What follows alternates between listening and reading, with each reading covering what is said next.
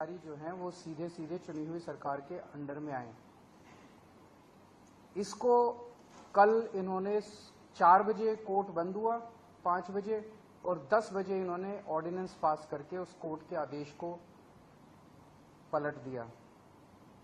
जिस दिन आदेश आया था उसके अगले दिन इन लोगों ने सोच लिया था कि ऑर्डिनेंस लाके इस आदेश को पलटना है, क्योंकि अगर हम सीक्वेंस ऑफ इवेंट्स देखें, जजमेंट आने के और उसको पलटने के बीच में 8 दिन है। पहले 3 दिन सेक्रेटरी सर्विसेज गायब हो गया, उसका फोन ऑफ हो गया।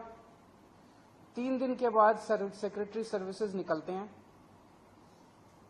कहते हैं मैं कोर्ट का ऑर्डर मानने को तैयार हूं, तो चीफ सेक्रेटरी फिर बीच बीच में गायब हो जाते हैं और सिविल सर्विसेज बोर्ड की मीटिंग होने में 3 दिन लग जाते हैं। फिर फाइनली जब सिविल सर्विसेज बोर्ड की मीटिंग होती है और एलजी के पास प्रस्ताव भेजा जाता है तो 2 दिन एलजी साहब बैठ जाते हैं उसके ऊपर। 8 दिन इन लोगों ने इस तरह से बिता दिए। ये सारे के सारे कोर्ट के बंद होने का इंतजार कर रहे थे कि कब कोर्ट बंद होगा, कब कोर्ट की छुट्टियां होगी और कब हम अध्यादेश लाएंगे। तो प्रश्न ये उठता है कि ये कोर्ट के बंद होने का इंतजार क्यों कर रहे थे कि जब कोर्ट बंद होगा तब हम अध्यादेश लाएंगे।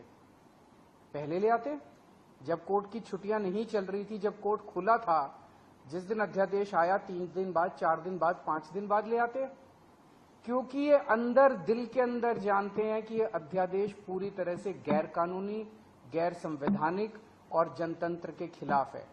इन्हें पूरी तरह से पता था कि अगर सुप्रीम कोर्ट के खुले होते हुए अगर ये अध्यादेश ले आते और हम अगर अगले दिन इसको सुप्रीम कोर्ट में चुनौती देते तो सुप्रीम कोर्ट में ये 5 मिनट भी अध्यादेश टिकने वाला नहीं था। तो ये चाहते थे कि सुप्रीम कोर्ट बंद हो और उसके बाद ये अध्यादेश लेके आए।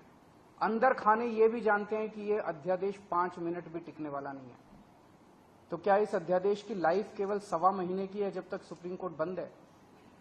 1 जुलाई को सुप्रीम कोर्ट खुलेगा, हम इसको चैलेंज करेंगे सुप्रीम कोर्ट के अंदर और फिर सुप्रीम कोर्ट, हम जानते हैं कि ये भी जानते हैं अंदर खाने ये भी जानते हैं कि इस अध्यादेश का क्या होगा। तो क्या ये अध्यादेश केवल इस 1.25 महीने की छुट्टियों के लिए लाया गया है? आज मैंने आप ही लोगों के चैनलों पे देखा कि ये कह रहे हैं कि हम इन्होंने रिव्यू पिटीशन फाइल कर दी है, किसी ने कॉपी भी भेजी है, शायद कर दी है या करने वाले हैं, कर दी है। रिव्यू पिटीशन का क्या मतलब रह गया?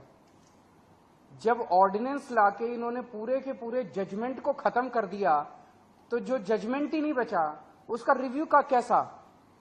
तो रिव्यू पिटीशन तो तभी मेंटेनेबल होगी जब अध्यादेश को वापस लिया जाएगा रिव्यू पिटीशन की हियरिंग के पहले। तो ये क्या ये इंडिकेशन है कि जैसे ही सुप्रीम कोर्ट खुलेगा इस अध्यादेश को वापस ले लिया जाएगा? नहीं तो रिव्यू पिटीशन का मतलब ही नहीं है। जज तो यही कहेंगे कि भाई तुमने तो सारा हमारा जजमेंट खत्म कर दिया, तो रिव्यू पिटीशन किस बात की है? रिव्यू पिटीशन तो कुछ है ही नहीं। तो ऐसा लगता है कि ये केवल एक भद्दा मजाक किया गया है जनतंत्र के खिलाफ, देश के लोगों के साथ, दिल्ली के 2 करोड़ लोगों के साथ।